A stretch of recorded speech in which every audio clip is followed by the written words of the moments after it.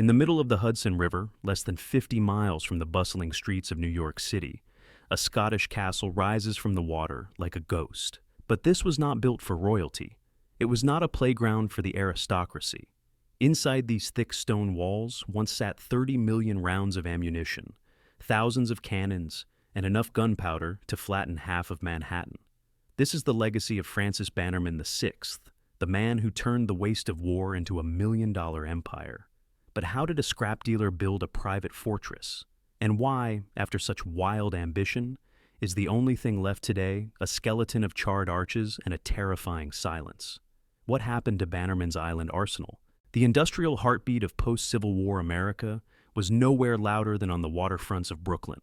By the late 1860s, the East River was a chaotic artery of commerce, thick with the smoke of coal-fired tugs and the forests of masts from merchant clippers. It was here, amidst the oil slicks and the rotting piers, that the machinery of war was often left to rust. For most, this detritus was garbage, the uncomfortable remnants of a fractured nation trying to forget its wounds. For a young Scottish immigrant named Francis Bannerman VI, it was not refuse. It was inventory. Bannerman was not born into the aristocracy of the Gilded Age. His entry into the world of commerce began at the bottom of the supply chain, dragging the river with a grappling hook from the back of a small skiff. He was a scrapper, a functionary in the ecosystem of waste. His initial trade was simple: retrieving lost anchors, lengths of chain, and fraying hemp rope that the Navy yards had discarded. It was dirty, grueling work, defined by the weight of wet iron and the smell of harbor mud. Yet, even as a boy, Bannerman understood a fundamental economic truth that eluded his competitors. The value of an object was not defined by its current utility, but by its potential for resale. As the United States moved further away from the Civil War, the military began a systematic purge of its surplus. The Union Army and Navy, once swollen to massive proportions, were shrinking back to peacetime levels. This contraction created a market anomaly. Perfectly functional equipment was being liquidated for pennies on the dollar. While other scrap dealers looked at a cannon and saw only the melt value of the bronze, Bannerman saw a cannon. He understood that the world was a volatile place and that peace was rarely a permanent condition. This insight transformed the Bannerman operation from a riverside scavenging effort into a legitimate enterprise. He began attending Navy auctions with religious regularity. He bought when the market was flooded. He bought when prices bottomed out. His philosophy was a direct inversion of the biblical prophecy. He did not want to beat swords into plowshares. He knew that sooner or later, someone, somewhere, would need the sword again. His business model was built on the patience to hold the inventory until that need arose. By the 1890s, the business had outgrown the waterfront and moved to a prominent location at 501 Broadway in Manhattan. The store was less a retail outlet and more of a private armory. It became a destination for revolutionaries, theatrical directors, and smaller nations looking to equip their constabularies on a budget.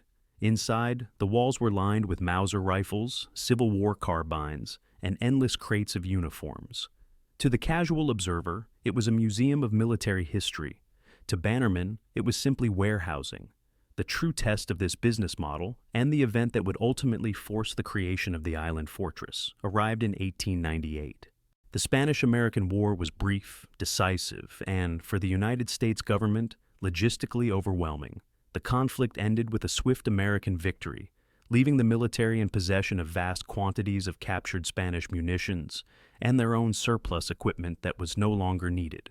The government, repeating the cycle of the Civil War, moved to liquidate. This was the moment Francis Bannerman had been preparing for. He did not merely bid on a few lots of rifles. He executed a total acquisition strategy. In a move that stunned his competitors and overwhelmed the government auctioneers, Bannerman purchased approximately 90% of the captured Spanish guns, ammunition, and equipment. It was a gamble of unprecedented scale. He bought cartridges by the million. He bought artillery shells by the ton. He bought the physical legacy of a fallen empire, betting his family's fortune that he could sell it off piece by piece for the next half-century. The logic of the purchase was sound, but the logistics were catastrophic. Almost immediately, the physical reality of the acquisition began to strain the infrastructure of New York City. The material did not stay in Cuba or the Philippines. It was shipped north. Barges laden with unstable black powder and live ordnance began to arrive in Brooklyn. The Bannerman warehouses, already stocked with the accumulation of 30 years of trading, were pushed beyond their breaking point. Crates of ammunition were stacked floor to ceiling. Artillery shells were piled in courtyards. The sheer density of explosives concentrated in a bustling urban center was a statistical anomaly waiting for a spark. New York City in the turn of the century was a place of dense tenements, open flames, and rudimentary fire safety. The presence of a private munitions depot of this magnitude, situated in the heart of the commercial district, was not just a zoning violation.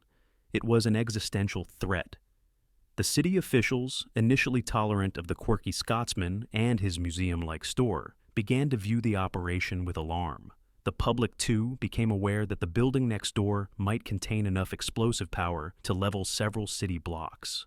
The tension was not merely bureaucratic. It was a clash between the unregulated capitalism of the 19th century and the emerging demands of urban safety. Bannerman viewed his stock as private property, no different from textiles or lumber. The city viewed it as a dormant volcano. The friction intensified with every barge that docked, adding more weight to the already sagging floorboards of the Brooklyn storage facilities. The ultimatum, when it finally came, was inevitable. The city's message was clear. The munitions could not stay. The risks to the population were too high, the liability too great. Bannerman was given a choice that was hardly a choice at all. He had to remove the explosive elements of his inventory from the city limits, or face confiscation and the dismantling of the empire he had spent a lifetime accumulating. This regulatory pressure forced a geographical crisis. Bannerman needed a location that was paradoxical in nature. It had to be remote enough to satisfy the safety concerns of the city magistrates, isolated enough to secure the dangerous inventory from theft, yet accessible enough to the shipping lanes of the Hudson River to maintain his global supply chain. He could not simply move to the countryside. He needed a port. He needed a fortress. He needed a place where the laws of the city did not apply, where he could store 30 million rounds of ammunition without a fire marshal inspecting his ledgers. The scrapper from the Brooklyn waterfront had become the merchant of death, and now the merchant of death was being evicted. The search for a new home was not driven by a desire for grandeur or isolation, but by the cold, hard necessity of logistics. The inventory was the lifeblood of the business, and the inventory needed a vault. As the 20th century dawned, Francis Bannerman stood atop a mountain of gunpowder, looking north up the Hudson River, searching for a place to hide his empire before the city shut him down. The ultimatum from New York City created a logistical paradox for the Bannerman operation. The inventory, millions of rounds of ammunition, thousands of rifles, and tons of black powder, required a location that was mathematically difficult to secure. It had to be distant enough to satisfy the fire marshals of Manhattan, yet close enough to the Hudson River shipping lanes to maintain the flow of international commerce. It needed to be isolated to prevent theft, yet accessible enough for heavy barges to dock. The search for this sanctuary fell to the next generation. While Francis Bannerman VI managed the regulatory battles in the city, his son, David, took to the water. The Hudson River was the primary artery of the business, and it was along these banks that the solution had to be found. In the summer of 1900, David Bannerman was rowing a canoe up the river, scouting the topography north of West Point. The landscape here shifts dramatically. The flat industrial sprawl of the lower river gives way to the Hudson Highlands, where steep granite cliffs rise directly from the water, creating a natural wind tunnel and an imposing, almost fortress-like atmosphere. It was here, 50 miles north of the Brooklyn warehouses, that David encountered a rugged, desolate formation known as Polapel Island. From the water, the island appeared hostile. It was a jagged spine of rock, roughly 6.5 acres in size, choked with scrub brush and stunted trees. It lacked a natural harbor and was exposed to the fierce currents that whipped around the bend of the river at West Point. To a conventional real estate developer, it was worthless. It was too small for farming, too rocky for a township, and too difficult to access for a summer resort. But to the Bannermans, who viewed the world through the lens of security and storage, the island's hostility was its primary asset. The isolation of Polapel Island was not merely geographic, it was cultural. For centuries, the local inhabitants of the Hudson Valley had maintained a respectful, fearful distance from the rock. The hesitation was rooted in a layered history of folklore that served as a more effective fence than any barbed wire the Bannermans could install. The indigenous tribes of the region had long avoided the island, believing it to be a dwelling place of spirits. They viewed the land not as soil to be worked, but as a threshold to be avoided. When the Dutch settlers arrived in the 17th century, they imported their own superstitions to overlay the existing ones. They renamed the rock Polapel, and with the name came stories of goblins and mischievous entities that controlled the violent storms plaguing this stretch of the river. River captains would recount tales of strange lights and sudden squalls that seemed to originate from the island's peak. It was said that the goblins of Polapel were the architects of the river's treacherous weather, sinking ships that dared to venture too close without paying respect. By 1900, these stories had evolved from genuine spiritual belief into a persistent local stigma. The island was a blank spot on the mental map of the community, a place where no one went, and therefore a place where no one watched. David Bannerman returned to Brooklyn not with a report on soil quality or timber yields, but with the discovery of a natural vault. He presented the island to his father, not just as real estate, but as a strategic solution. The legends of ghosts and goblins did not deter the elder Bannerman. As a pragmatic Scotsman and a devout Presbyterian, Francis viewed superstition as a distinct commercial advantage. If the locals were afraid to step foot on the island, he would not need to hire nearly as many guards. The folklore provided a perimeter of psychological security that money could not buy. The negotiation for the island was swift. The owners, the Taft family, had little use for a cursed rock that generated no income and incurred tax liability. In November of 1900, the transaction was finalized. Francis Bannerman purchased Polapel Island for a sum that was negligible compared to the value of the inventory it would soon hold. The acquisition was a masterstroke of industrial pragmatism. The island was legally outside the jurisdiction of the New York City fire codes. It was surrounded by a natural moat, the Hudson River, that was deep enough for transport ships but wide enough to prevent casual trespassing. And it came with a built-in reputation that kept the curious at bay. However, the irony of the purchase was absolute. Francis Bannerman, a man who made his fortune selling the instruments of death, had sought a sanctuary to protect his dangerous goods. He found it in a place traditionally feared as a domain of supernatural danger. The locals feared the island because of ancient spirits and goblin storms. Bannerman was about to replace those imaginary threats with a very real, tangible terror. He was not bringing ghosts to Polapel Island. He was bringing 30 million cartridges. He was bringing the physical capacity to level a city. The superstition that the island was dangerous was about to become a self-fulfilling prophecy, but the danger would no longer be metaphysical. It would be measured in tons of black powder and cordite. As the ink dried on the deed, the transformation of Polapel began. The natural silence of the river was broken by the sound of industrial barges. The first shipments were not building materials for a home, but the surplus of the Spanish-American War that had been choking the Brooklyn waterfront. Workers, many of them unaware of the specific volatility of the crates they carried, began to offload the arsenal onto the rocky shore.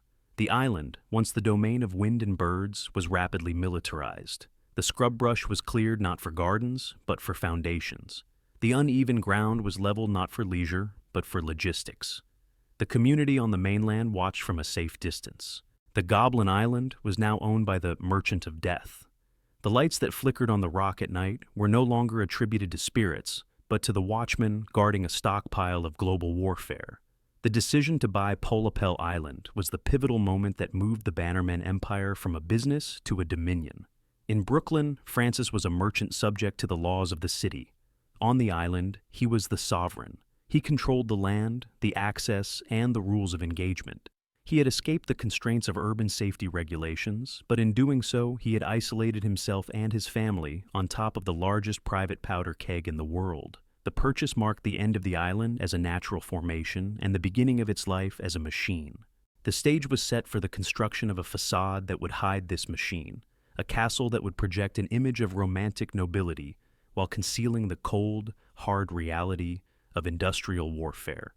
With the deed to Polapel Island secured, Francis Bannerman VI faced a construction challenge that would have paralyzed a conventional industrialist. He needed to build a complex capable of housing the most volatile inventory in the world on a remote rock with no infrastructure. and he needed to do it without bankrupting the very business the island was meant to save. A standard military arsenal of the era was a study in grim efficiency, low brick bunkers, earthworks, and strict utilitarian design.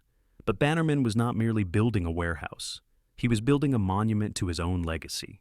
He envisioned a structure that would signal his dominance over the surplus market, a physical manifestation of the Bannerman brand that could be seen from the deck of every ship passing up the Hudson River.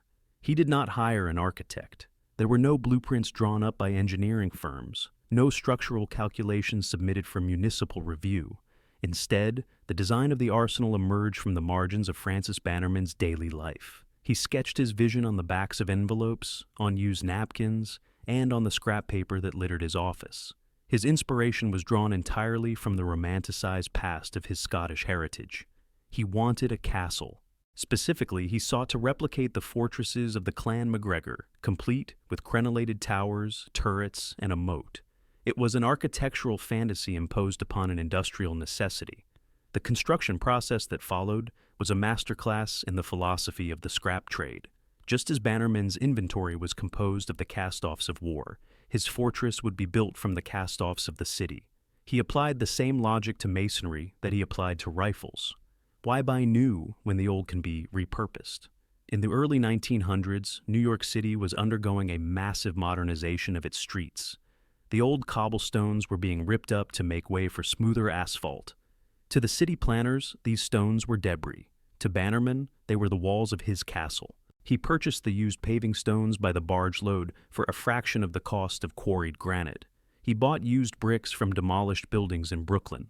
He salvaged iron girders from scrapped factories. The barges that had once brought ammunition up the river now returned with mountains of urban rubble. The castle rising on Polapel Island was, in a very literal sense, the recycled skeleton of New York City, reassembled 50 miles to the north.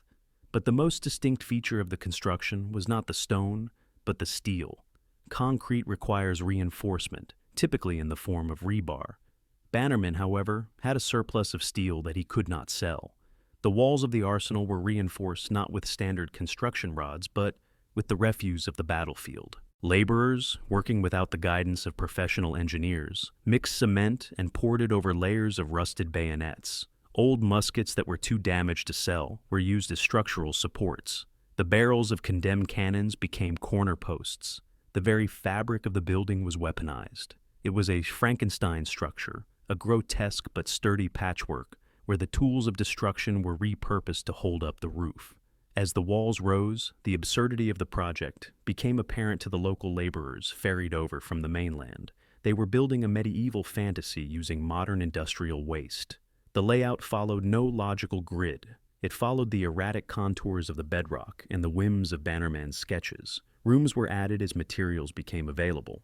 Corridors turned at sharp angles to accommodate the jagged terrain. Despite the chaotic methods, the scale of the structure was imposing. The main arsenal building grew to resemble a Scottish baronial manor, looming over the water. It was surrounded by a breakwater, also constructed from refuse.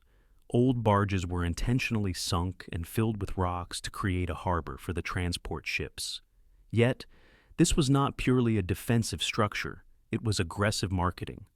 Francis Bannerman understood the power of visibility. The Hudson River was a major commercial thoroughfare, the highway of the early 20th century. Everyday passenger steamers and cargo ships passed the island. To capitalize on this, Bannerman ordered the construction of a feature that would ensure no one could ignore his presence. On the side of the arsenal facing the main shipping channel, he cast a gigantic inscription into the masonry. The letters were massive, raised relief against the stone, designed to be legible from miles away. Bannerman's Island Arsenal. It was a billboard disguised as a castle. It was a declaration of ownership that turned the entire landscape into an advertisement. The Scrapper King had not just hidden his inventory, he had turned its hiding place into the world's largest signpost. While the arsenal was the center of operations, Bannerman also required a residence. He could not manage such a volatile empire from afar. On a higher point of the island, separated from the main powder magazines, he built a summer home. He named it Cragievar, after a famous castle in Aberdeenshire. Like the arsenal, the residence was a marvel of recycled opulence. The floorboards were salvaged from shipping crates. The decorative ironwork on the balconies was pieced together from scrap metal, yet, from a distance, it looked magnificent. It had gardens, winding paths, and a panoramic view of the Hudson Highlands. However, the luxury of the residence was overshadowed by the reality of its location. The Bannerman family moved into a home that was literally sitting on top of a bomb. The domestic life at Kragujevar played out against the backdrop of industrial danger. The children played in gardens bordered by piles of artillery shells. The view from the porch was not of a serene river, but of the bustling transfer of explosives from barge to bunker. This proximity created a unique psychological atmosphere. The castle was designed to project strength and permanence, but it was built without a foundation of engineering safety. It was a structure held together by gravity, cement, and surplus weaponry. The lack of an architect meant that there were no load-bearing calculations for the immense weight of the ammunition being stored. As the years passed and the inventory grew, the floors of the arsenal began to groan under the strain. The Frankenstein construction held, but it was being tested by the sheer mass of the iron and lead packed inside. The castle looked impregnable from the outside, a stone titan guarding the river. But inside, it was an improvisation, a high-stakes experiment in structural endurance. The completion of the outer walls marked the end of the beginning. The island was no longer just a rock. It was a functioning machine of war commerce. The sign was up, the gates were open, and the barges continued to arrive. Francis Bannerman had succeeded in building his dream. He had turned his scrap into a kingdom. But in doing so, he had trapped his legacy inside a fortress that was as fragile as it was terrifying. By the first decade of the 20th century, the fortress on Polypal Island was no longer a construction site. It was the nerve center of a global distribution network. While the physical inventory was secured behind stone walls and iron gates, the reach of the Bannerman Empire extended far beyond the Hudson Valley. The mechanism for this expansion was not a fleet of ships or a diplomatic corps, but a book. The Bannerman catalog was a literary and commercial anomaly. Published periodically and growing thicker with each edition, it eventually swelled to over 350 pages. It was more than a price list. It was an encyclopedia of warfare. Inside its pages, illustrated with intricate woodcuts and detailed line drawings, was the inventory of the world's conflict. A customer in rural Kansas or a revolutionary in Central America could flip through the catalog and order a Civil War musket for a few dollars, a pith helmet from the British colonial wars, or a fully functional Gatling gun on a carriage. The catalog was distributed by mail order, penetrating markets that traditional arms dealers could not reach. It sat on the shelves of public libraries, in the reading rooms of gentlemen's clubs, and in the barracks of remote outposts. It became known as the Soldier's Bible, a reference manual for collectors and mercenaries alike. The text was dry, technical, and relentlessly efficient. It described the bore, the weight, and the history of each weapon with the precision of a museum curator, followed immediately by a price tag. The democratization of firepower was absolute. The catalog made no moral distinction between a museum director looking to complete a display and a warlord looking to equip a militia. If the money was wired to the office at 501 Broadway, the crates were loaded onto barges at the island and shipped to the customer. This indiscriminate availability created a complex web of clientele. On one end of the spectrum were the innocent consumers. The Boy Scouts of America purchased uniforms and canteens. Theatrical producers on Broadway bought swords and costumes for Shakespearean tragedies. Local police departments bought revolvers. On the other end of the spectrum lay the geopolitical actors. In the turbulent years leading up to the First World War, the Bannerman catalog became a logistical lifeline for insurrectionists. Revolutions in South America were frequently fought with rifles that had been retired by the Union Army 40 years prior, refurbished on Polypal Island, and shipped south. The catalog allowed non-state actors to bypass government embargoes. A rebel general did not need a treaty to arm his men. He only needed a subscription to the Bannerman mail order service. Yet, the architect of this global arms trade was a study in profound contradiction. Francis Bannerman VI was not a cynical profiteer or a warmonger in the traditional sense. He was a devout Scottish Presbyterian, a pillar of his church, and a man of strict personal temperance. He forbade alcohol, profanity, and tobacco among his workers. He taught Sunday school and funded charities. In his personal writings and public statements, Bannerman often expressed a deep hatred for war. He viewed conflict as a wasteful, tragic failure of humanity. He justified his business not as the proliferation of weapons, but as a form of recycling. To him, the sword was already forged. He was merely preventing it from being wasted until it could be turned into a plowshare, or, more likely, used again to prevent a greater waste of resources. He constructed a moral framework that allowed him to sleep at night in his castle above the powder magazine. He argued that by buying up the surplus of the world's armies, he was actually keeping the peace. He controlled the market. He regulated the flow. He believed that the availability of cheap, obsolete weapons helped smaller nations defend themselves against imperial aggression, thereby maintaining a balance of power. This psychological compartmentalization was essential to the operation. The man who prayed for peace on Sunday spent the rest of the week managing the logistics of violence. He would inspect a shipment of bayonets with the same fastidious care he applied to his church ledgers. The cognitive dissonance was woven into the very brand. The catalog often included peaceful philosophical musings in the margins, printed right next to the specifications for artillery shells. The height of this paradox, and the peak of the empire's influence, arrived with the outbreak of the Great War in 1914. As Europe descended into the trenches, the demand for weaponry shifted from the retail market to the strategic level. The surplus that Bannerman had hoarded for decades, often ridiculed as junk by his competitors, suddenly became a strategic reserve. The British Army, desperate for training rifles to equip their rapidly expanding forces, turned to the Scotsmen on the Hudson. Bannerman donated thousands of rifles and cannons to the British government. He outfitted entire regiments of Scottish volunteers. The island fortress, once a storage depot for the unwanted leftovers of 19th century skirmishes, was reactivated as a vital node in the supply chain of the 20th century's first industrial war. The junk was no longer junk. It was the difference between holding a line and losing it. This period marked the financial zenith of the Bannerman Empire. The gamble of 1898, the massive purchase of Spanish war surplus, paid off with exponential returns. The cash flow allowed for the expansion of the island's facilities and the refinement of the castle's interior, but it also cemented the island's reputation. It was no longer just a curiosity. It was a recognized power. The U.S. government, which had once threatened to shut him down, now monitored the island as a critical asset. However, this success brought a new level of scrutiny. The catalog had done its job too well. It had placed high-powered weaponry into the hands of too many unpredictable actors. As the war raged in Europe, anxiety grew in New York about the sheer volume of explosives sitting on a rock in the Hudson River. The Merchant of Death title, once a hyperbolic nickname used by newspapers, began to carry a heavier, more literal weight. Francis Bannerman, aging and witnessing the devastation of the World War he had inadvertently helped equip, began to retreat further into his fortress. The business had succeeded beyond his wildest ambitions. He had proved that scrap was gold. But as the casualty lists from the Somme and Verdun lengthened, the moral defense of his trade began to fray. The weapons he sold were not preventing war. They were fueling a slaughter on a scale the human race had never seen.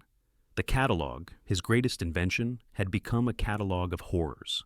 The empire was wealthy, the castle was complete, and the inventory was moving. But the foundation of the business, the assumption that old weapons were harmless until needed, was collapsing under the weight of modern mechanized warfare. By the second decade of the 20th century, Polypel Island had evolved into a self-contained society, governed by a singular, overriding physical law, the prohibition of the spark. While the warehouse complex operated as a global logistics hub, the island was also the summer residence of the Bannerman family. This dual function created a domestic environment of surreal contradictions. Francis Bannerman VI had constructed a grand home, Kragivar, on the highest point of the island, separating it from the arsenals by a carefully calculated distance and a series of stone blast walls. Yet, the separation was merely visual. The reality of living on top of 30 million pounds of explosive ordnance permeated every aspect of daily life. The residence itself was a museum of the macabre. The Bannermans did not decorate with conventional art. They decorated with the inventory. The hallways of the summer home were lined with suits of armor, pikes, and shields. The fireplace mantels were adorned with unprimed artillery shells. For the children, the island was a playground of industrial refuse, where games of hide and seek were played among stacks of Civil War caissons. For guests invited from the mainland, a weekend at the castle was a mixture of Victorian luxury and acute anxiety. They would sip tea on a terrace that overlooked barges being loaded with volatile black powder, the scent of cordite often mingling with the river breeze. To maintain this delicate balance between a family home and a bomb, Francis Bannerman instituted a regime of discipline that rivaled the strictest military encampments. He ruled the island not merely as an owner, but as a warden. The safety protocols were absolute, born of the terrifying knowledge that a single mistake would not result in a fire, but in the erasure of the island from the map. The primary enemy was fire, and by extension, anything that could produce it. Matches were contraband. Smoking was forbidden anywhere on the island, a rule that was enforced with immediate termination for any laborer caught violating it. The prohibition extended to the footwear of the workers. In an era where hobnailed boots were the standard for manual labor, the men on Polapel were required to wear shoes with sewn rubber or leather soles. A single iron nail striking the granite bedrock could generate a spark, and in the dusty air of the powder magazines, a spark was a death sentence. The kitchen at the residence was managed with the precision of a chemistry lab. Cooking fires were strictly contained, monitored, and extinguished the moment they were no longer needed. Heating was provided by a centralized steam system, with the boilers located in a separate reinforced structure at the water's edge, pumping heat up to the house through insulated pipes to ensure that no open flame ever burned within the residential or storage zones. This atmosphere of suppression created a unique psychological burden for the workforce. The laborers, mostly locals ferried over from the towns of Beacon and Cornwall, worked in a state of suppressed tension. They were moving crates of decaying explosives, chemicals that became more unstable with age. Nitroglycerin can sweat out of dynamite over time. Black powder can become hypersensitive to friction. The men were not just movers, they were walking through a minefield of their own making. Every crate lifted was a calculated risk. Every jar set down required a deliberate gentleness. The silence of the island was heavy. Unlike the noisy factories of Detroit or Pittsburgh, the Bannerman arsenal operated in a hush. Voices were kept low, movements were methodical. The clanging of metal on metal, the soundtrack of the industrial age, was strictly minimized here. To enforce this order, Bannerman employed a private security force. The island was patrolled 24 hours a day. The guards were not there to protect the inventory from theft. Few criminals were foolish enough to steal unstable explosives, but to protect the inventory from negligence. They walked the perimeter with guard dogs, checking the locks, smelling the air for smoke, and watching the river for unauthorized boats that might venture too close with a careless lantern. The tension peaked during the summer months, not due to human error, but due to the geography of the Hudson Valley. The region is prone to violent thunderstorms. For a man who had spent his life controlling every variable of his business, the weather remained the one threat Francis Bannerman could not regulate.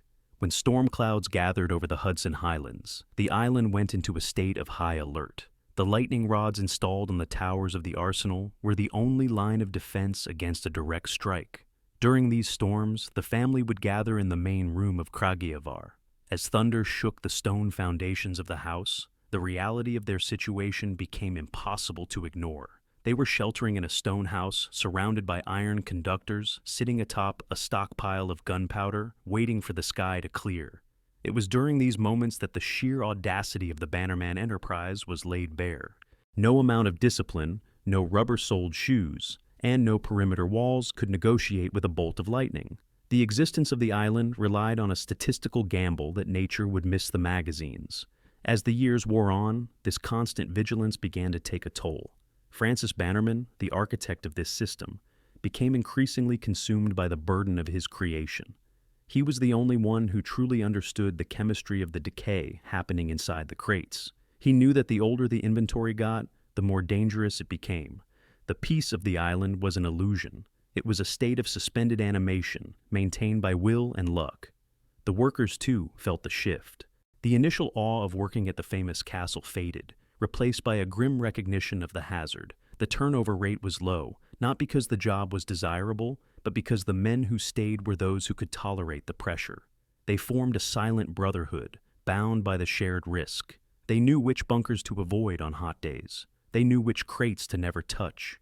By 1917, with the world at war and the demand for weapons at its peak, the activity on the island reached a fever pitch. The barges were leaving full, but they were also returning with new, more modern explosives, picric acid and TNT, adding new layers of volatility to the mix. The strict separation between the safe residential zone and the danger zone began to blur as space ran out.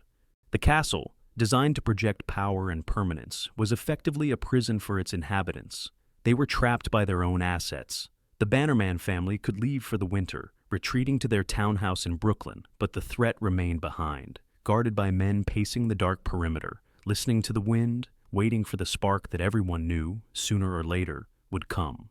The armistice of November 1918 brought silence to the battlefields of Europe, ending the industrial slaughter of the Great War.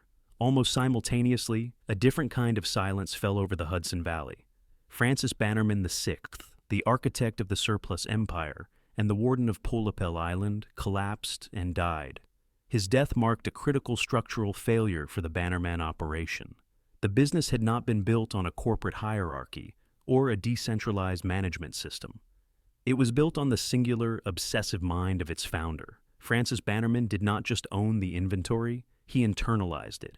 He knew the chemical composition of the black powder stored in the North Magazine. He knew the precise age of the artillery shells stacked in the lower bunkers.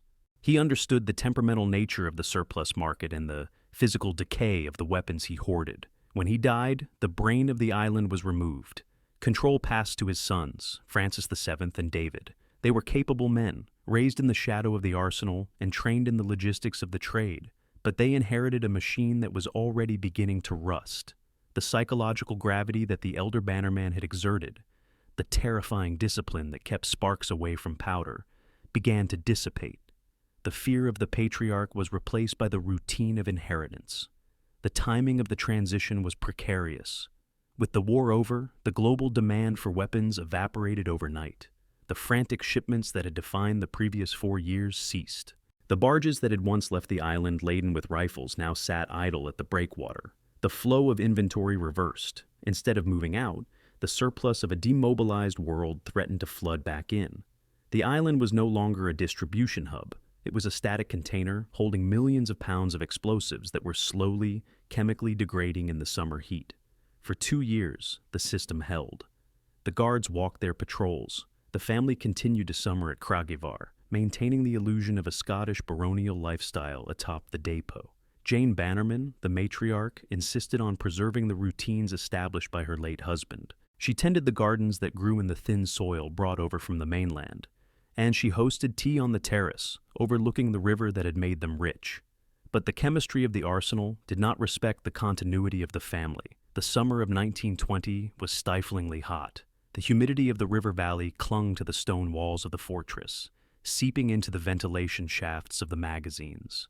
Inside the thousands of wooden crates stacked in the auxiliary buildings, the binding agents in the old artillery shells were breaking down.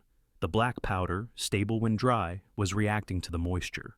The sweating dynamite, a phenomenon Francis Bannerman had monitored with paranoid vigilance, was now a silent, unobserved process occurring in the dark.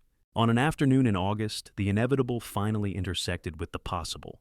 The precise catalyst remains a subject of debate, perhaps a stray bolt of lightning from a passing squall, or perhaps the spontaneous combustion of decaying nitrocellulose.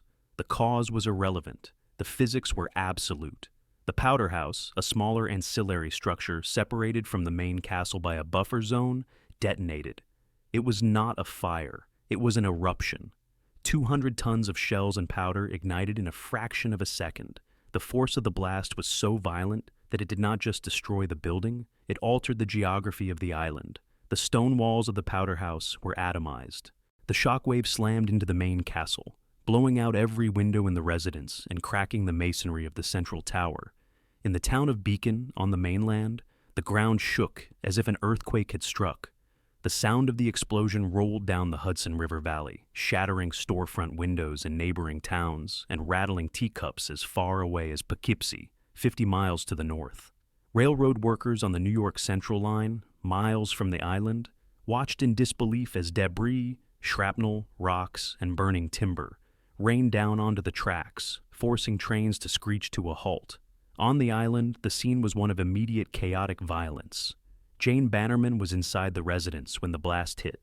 The woman who had lived for 20 years with the abstract threat of the arsenal was now covered in the very real shards of her own home. She was thrown across the room by the concussion, cut by flying glass, and deafened by the roar. Yet, in the seconds following the blast, the most terrifying sound was not the explosion itself, but the secondary impacts. Unexploded shells, launched into the air by the initial blast, began to land randomly across the island and in the river, creating plumes of water and localized detonations. The fortress was shelling itself. The psychological firewall that Francis Bannerman had built, the idea that discipline could master danger, was obliterated.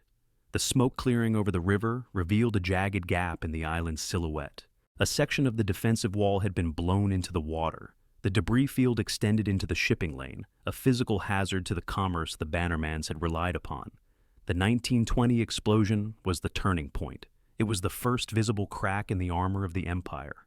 For 2 decades, the neighbors had feared the island based on superstition and rumor. Now, they feared it based on empirical evidence. The Goblin Island had proven itself to be exactly what the alarmists had warned: a volcano waiting to erupt. Jane Bannerman survived, shaken and bandaged, but she refused to abandon the island immediately. Her decision to stay was an act of defiance, a desperate attempt to prove that the legacy of Francis Bannerman was still viable. The family repaired the windows. They cleared the rubble. They reinforced the remaining structures. But the atmosphere had irrevocably changed. The sense of invincibility was gone. The guards no longer walked the perimeter with the confidence of wardens.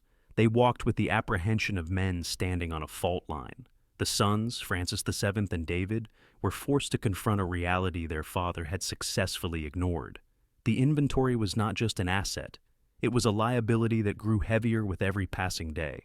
The business did not collapse overnight. The catalog continued to be printed. Orders continued to be filled. But the trajectory had shifted. The empire was no longer growing. It was surviving. The explosion of 1920 was not the end of the story, but it was the beginning of the decay. It was the moment the island stopped being a fortress and started becoming a ruin. The first crack had appeared, and gravity would soon do the rest. The detonation of 1920 shattered the windows of the Hudson Valley, but the legislative aftershocks that followed did far more structural damage to the Bannerman Empire than any explosion. In the decades following the First World War, the geopolitical landscape that had allowed Francis Bannerman VI to thrive began to close. The era of the private arms dealer, operating with the autonomy of a sovereign state, was ending. Governments, terrified by the carnage of the trenches and the rise of organized crime during Prohibition, began to tighten the noose around the unregulated sale of heavy ordnance.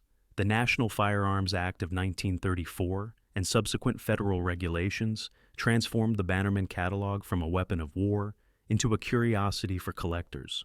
The business did not die immediately. It suffocated. The global network of revolutionaries and warlords that had once filled the order books was replaced by a shrinking list of museums and antique enthusiasts. The barges that used to arrive heavy with artillery shells now arrived empty, and eventually they stopped arriving at all. As the revenue stream dried up, the physical maintenance of Polapel Island became a mathematical impossibility. The castle, built without architects and reinforced with scrap metal, required constant, expensive upkeep. The harsh freeze-thaw cycles of the New York winters gnawed at the masonry. The mortar, mixed by amateurs 50 years prior, began to crumble. By the late 1940s, the island had transitioned from a fortress into a liability. The Bannerman family, now led by the grandson Charles, faced a grim ledger. The cost of securing the island, paying the guards, and repairing the sea walls far exceeded the profit generated by selling rusty Civil War muskets. The Frankenstein architecture was turning against its creators. The recycled bayonets embedded in the concrete rusted, expanding and cracking the very walls they were meant to support. The true death of the island as a functioning entity, however, came not from the land but from the water. For half a century, the lifeline of the island had been a small, rugged ferry boat named the Polapel. It was the umbilical cord connecting the arsenal to the mainland, transporting workers, food, and the family back and forth. Without the Polapel, the island was merely a rock in a strong current. In 1950, a violent storm swept down the Hudson River Valley. the Polypel moored at its dock on the island side, was battered by high winds and churning waves. By morning, the vessel had broken loose and was smashed against the breakwater. It sank in the shallow, murky water of the harbor. Charles Bannerman stood on the mainland dock, looking through binoculars at the wreck of his grandfather's lifeline. He was faced with a binary choice: invest a small fortune to salvage and repair the boat, or accept the verdict of the storm. The inventory remaining on the island was mostly unsold junk, uniforms turned to dust, leather belts rotted by humidity, and cannons for which there was no ammunition. The math was cold and absolute. The family chose not to raise the boat. The sinking of the Polypel was the final severance. The daily patrols stopped. The guards were withdrawn. The massive iron gates of the arsenal were locked for the last time, and the keys were taken to Brooklyn. The island was left to the river, the wind, and the vandals. For the next 17 years, the castle stood in a state of suspended animation. It became a ghost story for a new generation. Teenagers from the mainland, emboldened by the lack of guards, would row out at night to trespass. They found a time capsule of industrial warfare. They walked through the silent halls of the residence, where the furniture still sat under dust sheets. They looted small souvenirs, bayonets, helmets, brass buttons, leaving behind graffiti and broken beer bottles. The discipline of the spark that Francis Bannerman had enforced with such ferocity was replaced by the reckless apathy of abandonment. In 1967, the Bannerman family finally divested themselves of the burden. They sold the island to the Taconic State Park Commission. The state of New York intended to turn the site into a public park, a monument to the valley's history. But bureaucracy moved slower than decay. The state took ownership of the deed, but they did not immediately secure the site. The island remained in limbo, owned by the public but ruled by no one. The volatile chemistry of the remaining inventory sat waiting. Though much had been sold or scrapped, pockets of danger remained hidden in the dark corners of the sub-basements. Oil-soaked floors, crates of old fuses, and the desiccated timber of the floors themselves. Then came the night of August 8, 1969. The summer had been long and dry. The timber skeleton of the arsenal, cured by 60 years of river wind and soaked in the residue of gun oil and black powder, was essentially a vertical pyre waiting for ignition. The origin of the spark remains a mystery to this day. It may have been a trespasser's careless cigarette, a lightning strike, or simply the final, delayed chemical reaction of unstable materials left to rot. Shortly after dusk, a glow appeared in the windows of the main arsenal building. Within minutes, the glow became a roar. The fire that consumed Bannerman's castle was not a normal structural fire. It was an industrial inferno. The flames, fed by the dry, seasoned wood of the floors and the remaining combustible residue, shot hundreds of feet into the air. The intense heat turned the heavy slate roof into a kiln. From the banks of the Hudson, thousands of people gathered to watch the spectacle. The volunteer fire departments from Beacon and Cold Spring could do nothing. There was no working ferry to transport trucks to the island, and even if there were, the risk of unexploded ordnance made approaching the blaze suicidal. They stood on the shore, helpless witnesses to the cremation of an era. The sound of the fire was punctuated by the sharp cracks of small-caliber rounds cooking off in the heat. A final, futile salute from the remaining inventory. The massive oak beams that supported the roof gave way with a thunderous crash. The slate tiles slid into the inferno. The fire burned for 3 days. It hollowed out the castle completely. It stripped away the floors, the roof, the windows, and the interior walls. It devoured the residence, Kragivar, leaving only the stone shell. The Frankenstein construction was laid bare. The fire melted the lead and twisted the iron, but the stone walls, reinforced with their strange skeleton of bayonets and gun barrels, remained standing. When the smoke finally cleared, the Bannerman arsenal was gone. In its place stood a ruin. The majestic, imposing fortress that had once terrified the valley had been reduced to a jagged, blackened silhouette against the sky. The Merchant of Death had left behind a tomb. The destruction was absolute, but it was also clarifying. The fire had burned away the commercial purpose of the island, leaving only the aesthetic shell. The dangerous stockpile was neutralized by the flames. The island was no longer a powder keg. It was now, officially and permanently, a ruin. The ambition of Francis Bannerman VI had finally been extinguished, leaving his castle to stand as a hollow monument to the futility of hoarding the instruments of war. For decades after the Great Fire of 1969, Polypel Island lay in a state of suspended animation, a scorched black tooth jutting from the jaw of the Hudson River. The flames had stripped away the timber floors, the slate roofs, and the intricate interior carpentry of the residence, leaving behind only the stone skeleton. The Frankenstein architecture, once concealed beneath the veneer of a Scottish baronial fantasy, was now exposed to the elements. The fire had neutralized the immediate chemical threat of the explosives, but it had initiated a slower, more relentless process of destruction. Reclamation by nature. Without a roof to repel the rain and snow of the Hudson Valley winters, the castle began to rot from the inside out. The water that had once been the island's moat now became its internal enemy. It seeped into the porous mortar, freezing and expanding with every drop in temperature, prying the recycled paving stones apart with the force of hydraulic jacks. The vegetation, held at bay for 70 years by the strict discipline of the Bannerman groundskeepers, launched a total invasion. Poison ivy, sumac, and wild vines scaled the walls, finding purchase in the cracks left by the fire. Trees took root in what was once the grand dining hall of Kragievar, their trunks thickening year by year until they pushed the masonry outward. The island was no longer a fortress of man. It was a terrarium of stone and iron.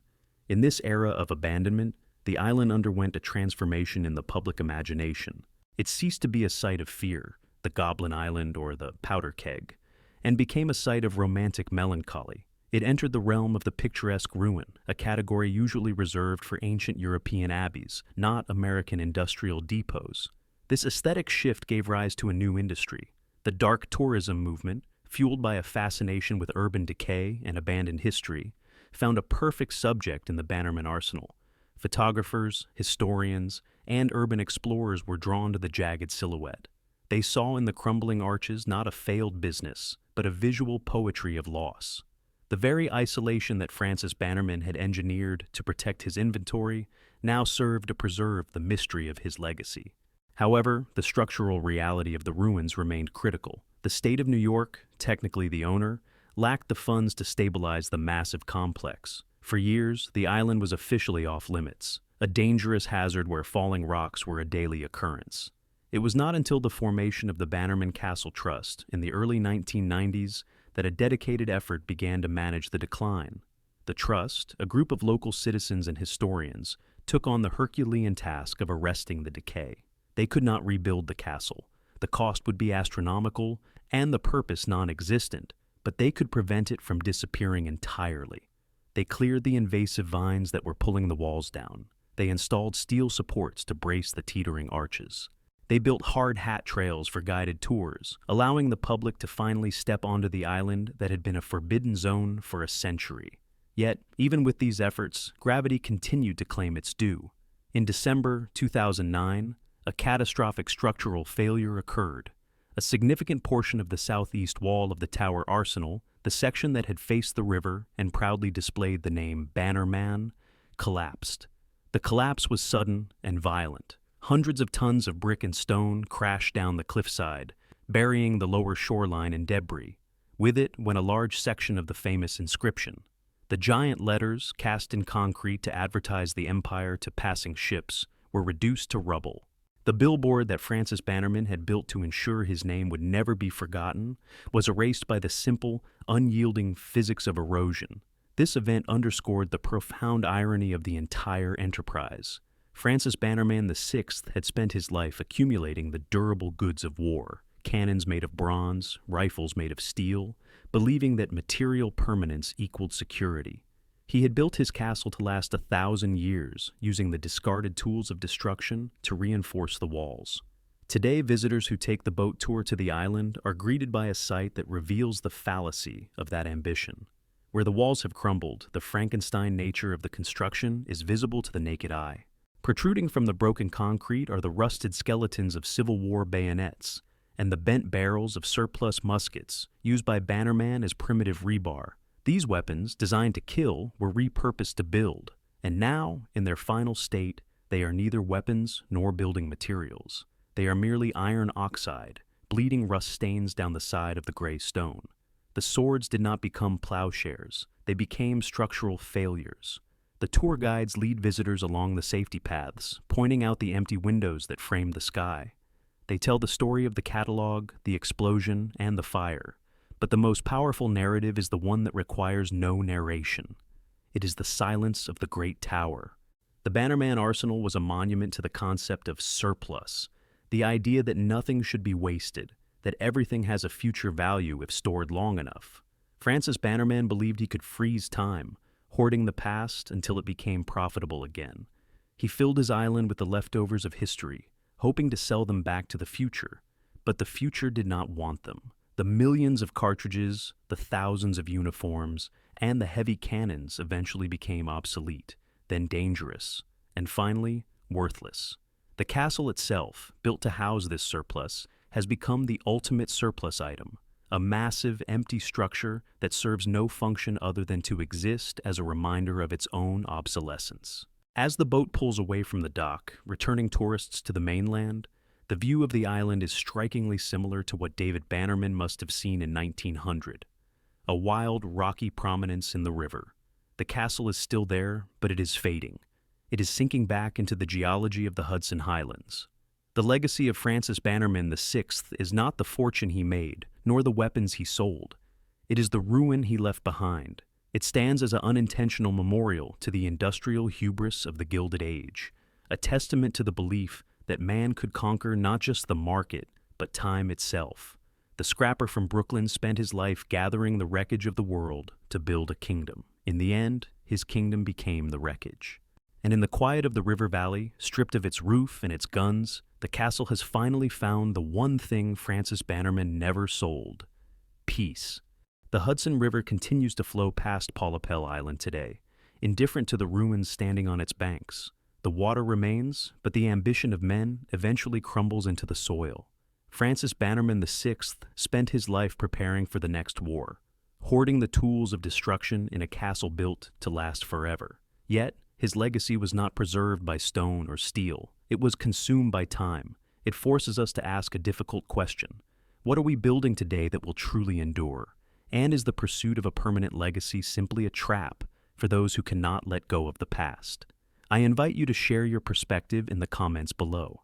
Was Francis Bannerman a visionary of logistics, or was he a prisoner of his own greed? If you found value in this journey into the lost chapters of American industry, and if you want to uncover more stories of rise, fall, and the lessons left in the ashes, please subscribe to the channel and turn on notifications. There are many more abandoned empires waiting to be discovered. Until the next chapter.